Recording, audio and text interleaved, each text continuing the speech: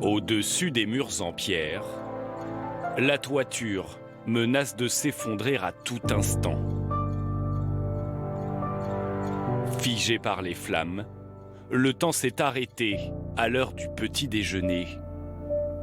En plein repas, les occupants se sont enfuis. Mais dans la ville de Paradise, tous n'ont pas eu cette chance.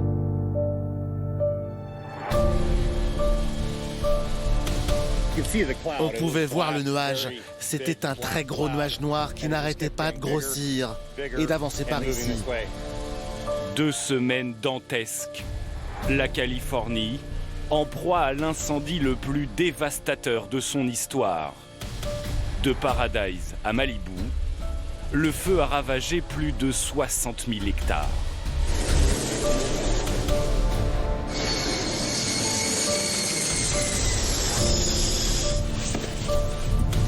Il pleuvait du feu sur toute la ville en même temps.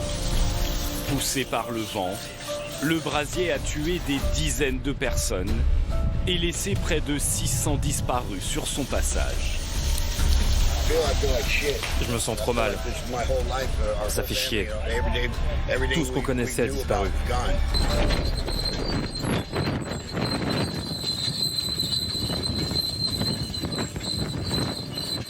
Un parfum d'apocalypse et une tornade de feu que les habitants ont tenté de fuir, coûte que coûte.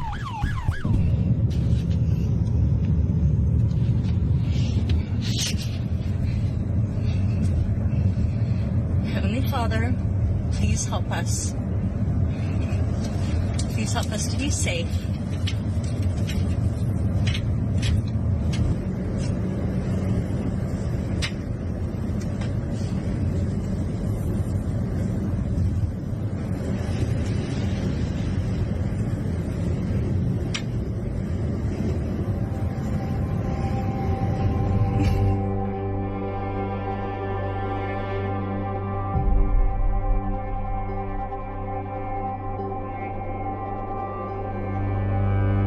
C'est sous un soleil crépusculaire que pompiers et secouristes quadrillent la zone à la recherche de victimes.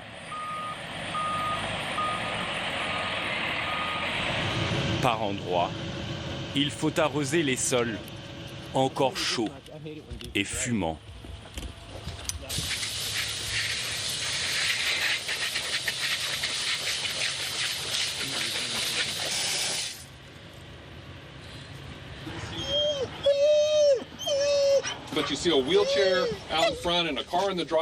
Si vous voyez une chaise roulante ou une voiture devant les maisons, il y a des chances qu'il y ait des victimes à l'intérieur qui n'ont pas pu s'échapper à temps. Il faut chercher les indices évidents. Ossements, mâchoires, crânes. C'est ça qu'on recherche. C'est un gros travail sur un large périmètre. Il faudra fouiller maison par maison, on ne peut rien laisser passer. Chaque propriété aura une équipe dédiée qui doit tout fouiller de fond en comble.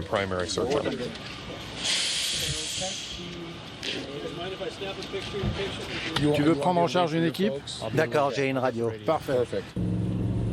Dans les environs, l'odeur de brûlé est tenace, omniprésente. Un air saturé d'émanations toxiques. Chaque secouriste est équipé, masque à oxygène, gants, casque. La mission, inspecter chaque centimètre carré et soulever tout ce qui pourrait abriter cadavres ou ossements humains.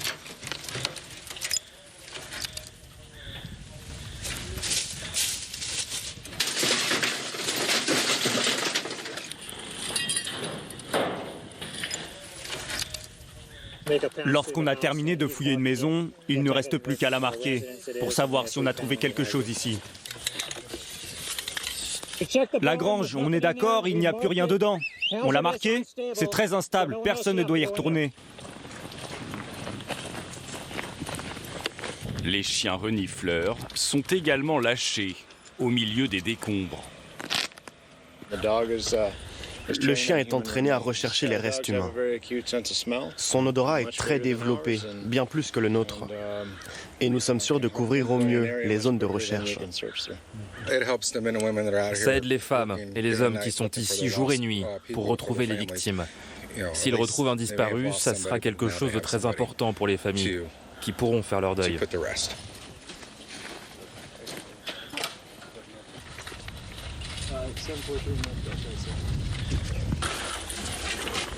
Vous voyez les jantes? Elles ne sont plus là. Regardez maintenant, c'est l'aluminium qui a complètement fondu. Voilà le résultat. Au plus fort de l'incendie, les températures avoisinaient les 800 degrés. Une fournaise qui n'a rien épargné.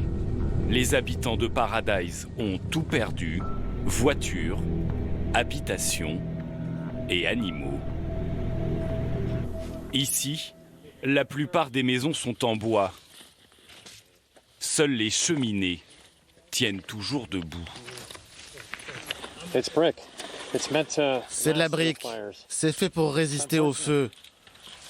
Malheureusement, tout le reste est combustible. Ça fond, ça craque, ça se casse. Il ne reste souvent que les fondations et la cheminée. Le feu est arrivé si vite et si violemment que beaucoup de gens ont été pris par surprise.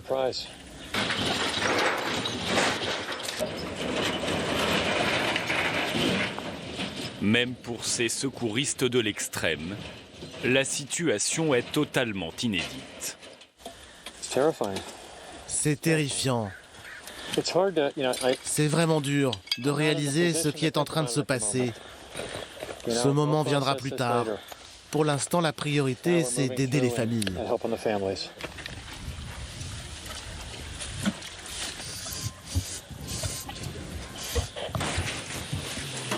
Ce jour-là, malgré les recherches ininterrompues, aucun reste humain n'est retrouvé.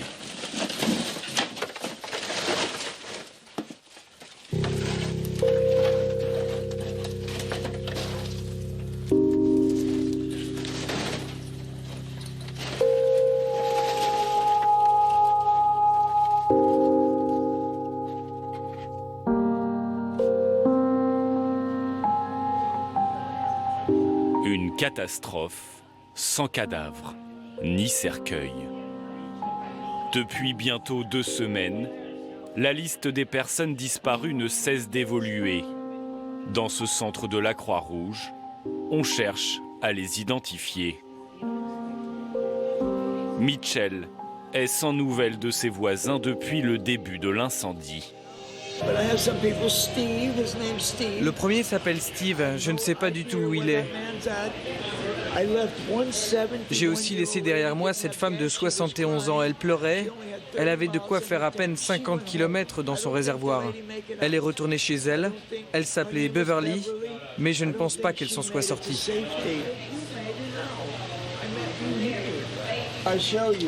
Je vais vous montrer. Ça, ce sont toutes les personnes disparues.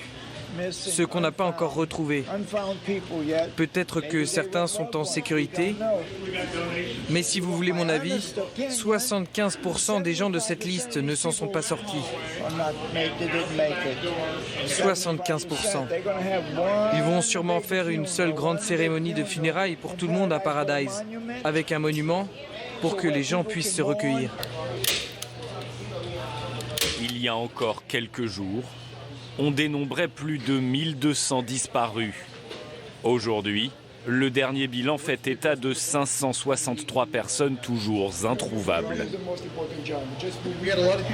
On a beaucoup de gens qui appellent et qui, par exemple, nous disent « Bob Smith a disparu ». Donc on le compte parmi les disparus. Peu de temps après, un autre ami nous appelle et nous dit que Robert Smith a disparu. Donc Bob Smith, Robert Smith, ça pourrait être la même personne comme 2 personnes différentes. C'est pour cela que le chiffre évolue sans arrêt. Dans cette région de Californie, seulement 2 cm de pluie sont tombés ces 6 derniers mois. Une forte sécheresse et une végétation dense et aride. Il n'aura fallu que quelques heures, avec l'aide du vent, pour que les flammes dévorent la ville tout entière. Paradise n'avait pas la moindre chance de résister. Ses 27 000 habitants ont été contraints de fuir au plus vite.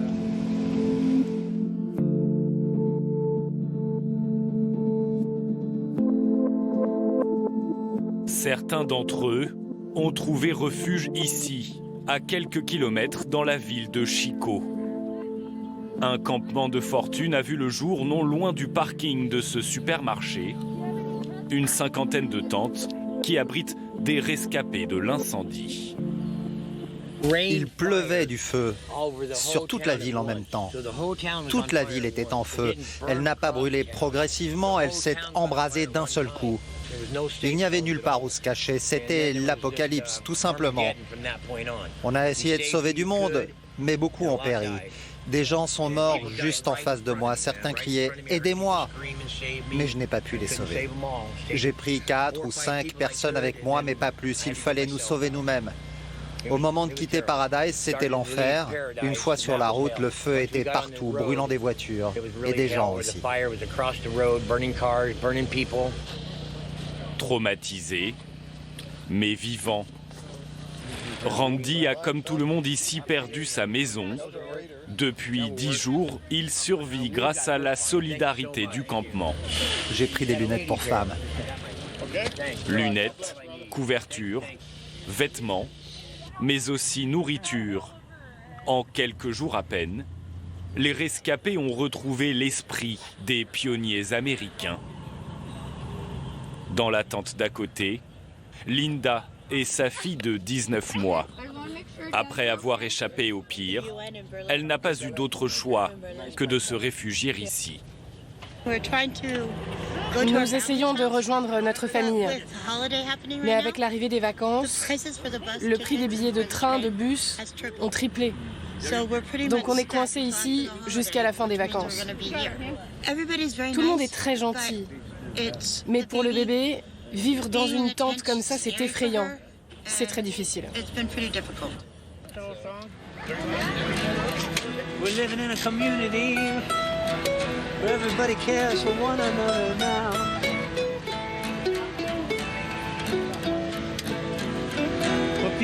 Il est 20h, l'heure de dîner, les volontaires s'affairent.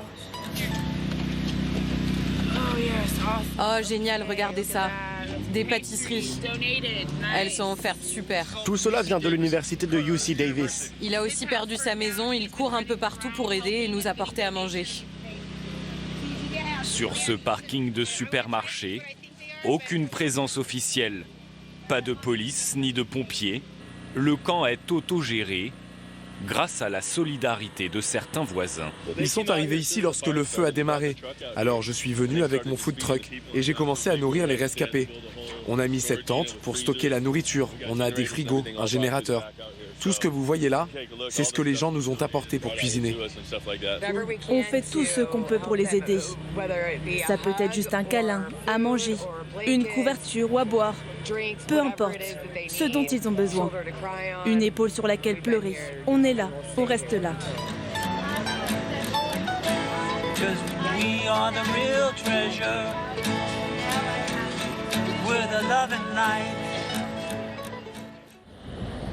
Un autre jour se lève à Paradise. Aux abords de la ville, la police militaire s'est installée pour faire barrage à ceux qui voudraient revenir sur les lieux. Nous avons installé un barrage filtrant afin de bloquer cette partie de la route pour ne laisser passer que les véhicules d'urgence.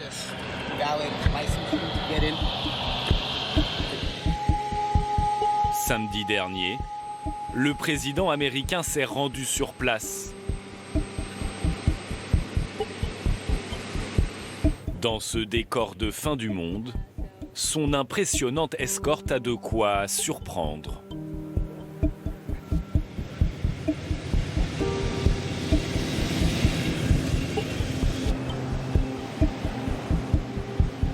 Pendant près d'une heure, il constate les dégâts et rencontre les victimes.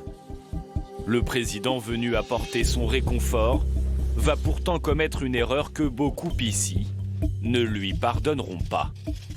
Même si c'est très impressionnant à la télé, on ne peut pas vraiment se rendre compte de ce qu'il se passe ici. Et ce qu'on a vu ici à Pleasure, quel nom, n'est-ce pas? On vient de quitter Pleasure. Oui, Paradise. Ce qu'on vient de voir à Paradise, ce n'est tout simplement pas acceptable. Incapable de retenir le nom d'une ville pourtant rayée de la carte des États-Unis, Donald Trump n'a fait que constater avant de repartir. Est-ce que cette catastrophe a changé votre opinion sur le changement climatique? Non, j'ai un avis tranché. Je veux un super climat et nous allons l'avoir, et aussi des forêts plus sûres. Des mots qui ne veulent pas dire grand-chose et qui n'apportent aucune réponse aux victimes.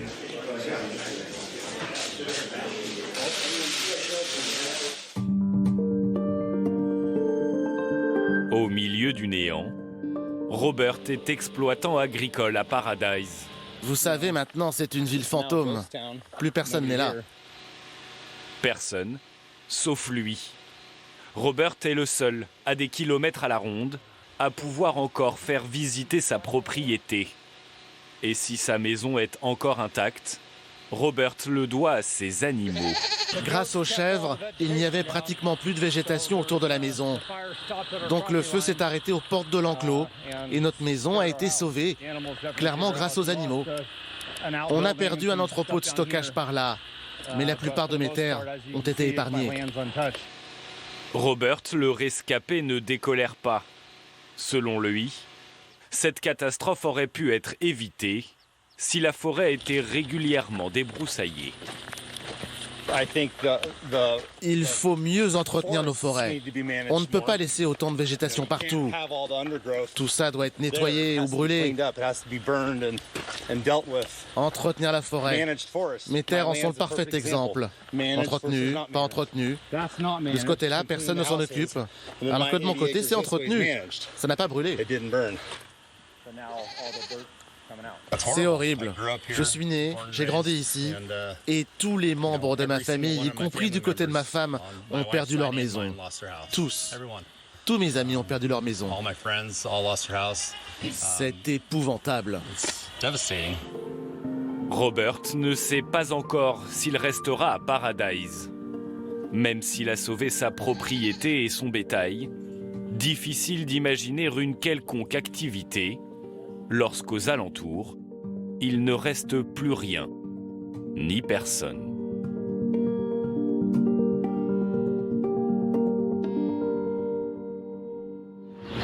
Dans la grande ville voisine de Sacramento, les experts scrutent cet horizon qui a brutalement changé. On peut voir une ligne de fumée par là-bas, mais il y a quelques jours encore, à tout juste 2 pâtés de maison, on ne voyait rien, zéro visibilité.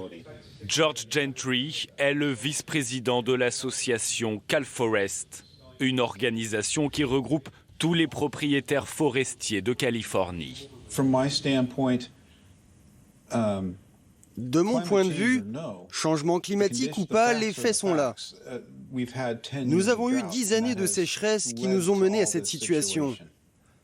Nous avons trop d'arbres et pas assez d'eau. Et dans cette zone, les forêts sont trop denses. On peut parfois trouver 200, 300, 400 et même parfois 500 arbres par hectare. Il faut absolument remédier à cela et sauver nos forêts.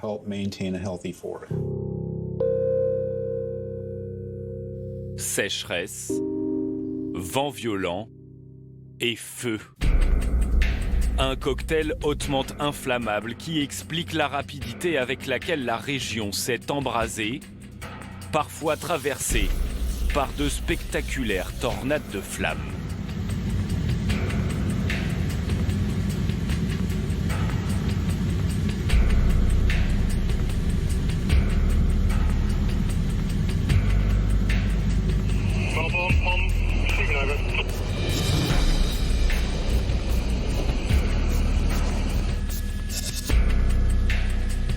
Il y a encore quelques jours, l'incendie dévorait l'équivalent d'un stade de football toutes les 3 secondes.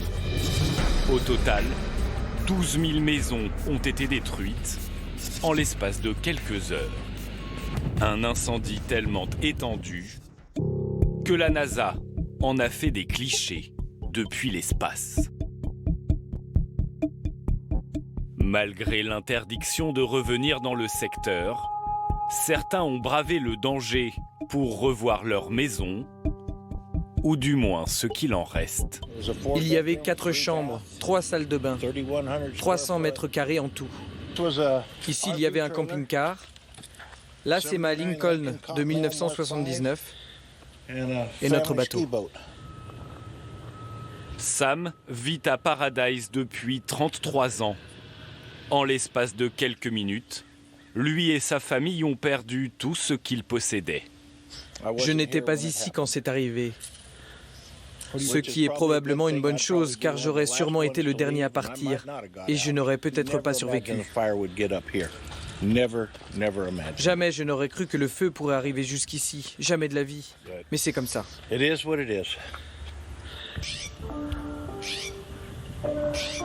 Plusieurs jours que les flammes ont disparu. Ironie tragique, après 6 mois de sécheresse intense, la pluie a fait son apparition. Une bonne nouvelle pour la forêt, un peu moins pour les secouristes qui vont désormais devoir composer avec la boue.